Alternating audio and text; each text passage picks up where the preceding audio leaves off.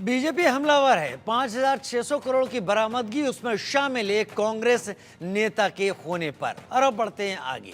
Middle east में तनाव के चलते प्रधानमंत्री नरेंद्र मोदी ने एक बैठक बुलाई है। प्रधानमंत्री ने सुरक्षा मामलों की कैबिनेट कमेटी की बैठक बुलाई है।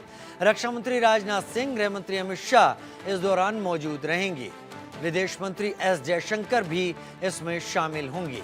शाम 5 बजे सीसीएस की ये बैठक होने वाली है मिडिल ईस्ट के मसले को लेकर, जहां पर इजराइल और ईरान के बीच में तल्खियां अब इस हद तक बढ़ गई हैं कि ईरान ने इजराइल के ऊपर बैलिस्टिक मिसाइलों से हमला कर दिया है।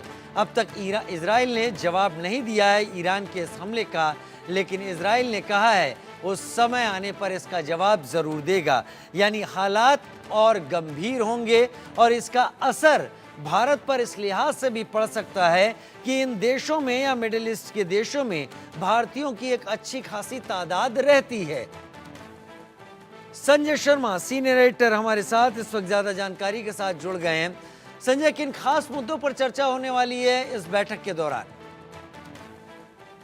देखिए, मिडिल ईस्ट में जिस तरह से तनाव लगातार बढ़ता जा रहा है, इजरायल और ईरान के बीच में तनाव बढ़ रहा है, लड़ाई की संभावना सभी को दिखाई दे रही है।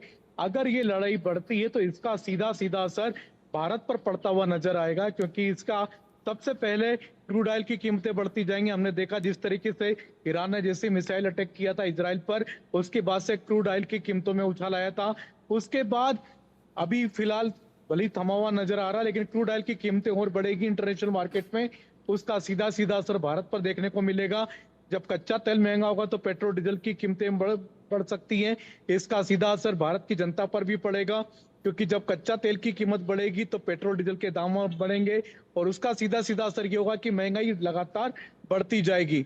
और इसके अलावा भारत के भी कई सारे नागरिक रहते हैं मिडिल ईस्ट में।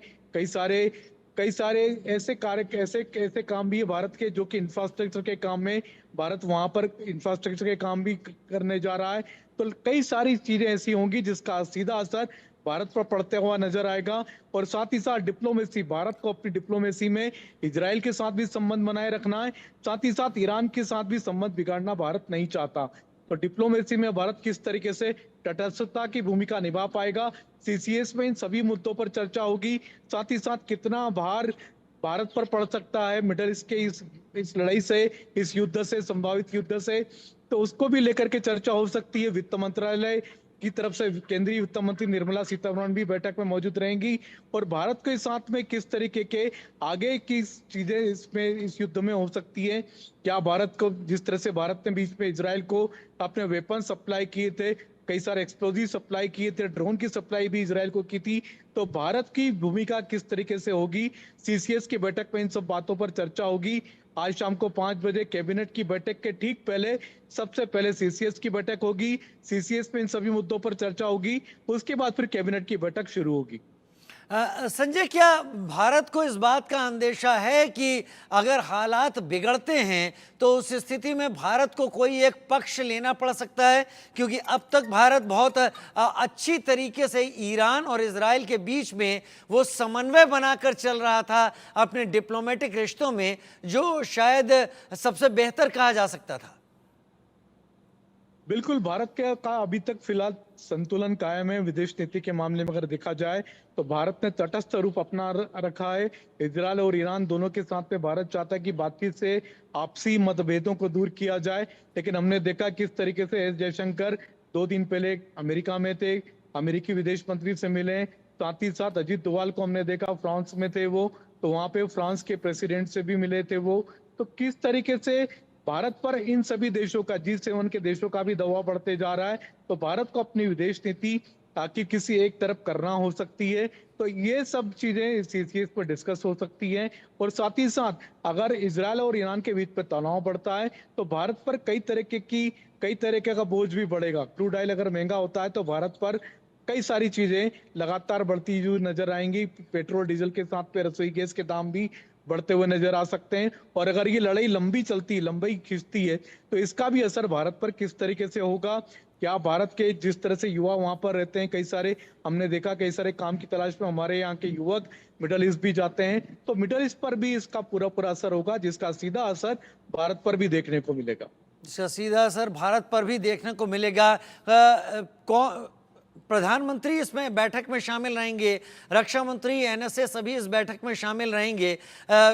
क्या भारत के विदेश मंत्री डॉक्टर एस जयशंकर ने जो यूएन में बयान दिया कि ये सारे मिडिल ईस्ट में हुए फसाद की जड़ 7 अक्टूबर 2023 को हुआ वो घटना है जिसमें हमास ने इजरायलियों की हत्या की, कुछ इजरायलियों को किडनैप किया, क्या ये भारत की लाइन को पहले से तय नहीं कर चुका है कि भारत किस राह पर आगे बढ़ रहा है? देखिए, भारत और इजरायल आप देख सकते हैं स्ट्रेटेजिकल पार्टनर बन चुके हैं। कई सारे मामलों में इजरायल भारत की मदद कर रहा है, भारत इजरायल से कई सारे आर्म्स एनिमेशन लेता है, टेक्नोलॉजी लेता है, तो इजरायल भी भारत के साथ में वैसा ही व्यवहार कर रहा है। इजरायल भी भारत से एक्सप्लोजिव भी ले रहा है, ड्रोन भी ले रहा है, और कई सारे हमने देखा फूड का हमारा इंपोर्ट, फूड का हमारा कई सारे एक्सपोर्ट इजरायल को भी जा रहा है। तो कई सारे मामले ऐसे हैं जो भारत और इजरायल को दोनों को करीब लाते हैं, और दोनों के दोनों देश लगभग एक जैसी स्थिति का सामना कर रहे हैं। जहां भारत पाकिस्तान समर्थित आतंकवाद का सामना करते हुए नजर आता है, तो इजरायल भी हमास और बाद में हिजबुल्लाह समर्थित आतंकवाद का सामना करते हुए नजर आ रहा है। तो दोनों देशों की स्थिति लगभग समान है, दोनों स्ट्रेटेजिकल पार्टनर बन चुके हैं। तो आप कह सकते हैं भारत का पलड़ा कहीं ना कहीं इजरायल की तरफ जरूर झुकता हुआ नजर आएगा, क्योंकि अमेरिका सहित जो G7 के जितने देश हैं वो सारे के सारे देश इस समय इजरायल के साथ में, इजरायल के पक्ष में खड़े हुए हैं। चाहे हम यूएस की बात करें, चाहे यूके की बात करें, ब्रिटेन की बात करें, चाहे फ्रांस की बात करें, सारे के सारे G7 के देश इस समय इजरायल के पाले में नजर आ रहे हैं। तो लिहाजा भारत भी उसी तरफ देखने को दिखाई दे सकता है। बहुत शुक्रिया संजय शर्मा हमारे साथ जुड़ने के लिए। सीनियर एडिटर संजय शर्मा बता रहे थे कि आज सीसीएस की एक ऐसी बैठक होने वाली है जो ये तय करेगी कि भारत मिडिल ईस्ट में चल रहे इस संघर्ष के बीच में क्या रुख लेने जा रहा है और क्या भारत का फैसला हो सकता है। प्रधानमंत्री नरेंद्र मोदी इस बैठक को चेयर करेंगे। रक्षा मंत्री राजनाथ सिंह, गृह मंत्री अमित शाह इस दौरान मौजूद रहेंगे।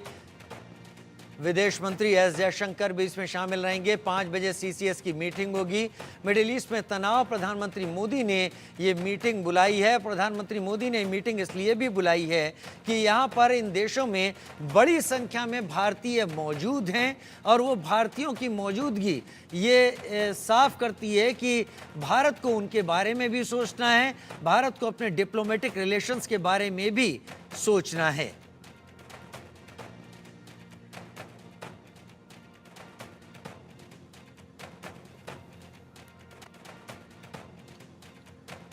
तो मिडिल ईस्ट में तनाव, प्रधानमंत्री मोदी ने ये बैठक बुलाई है।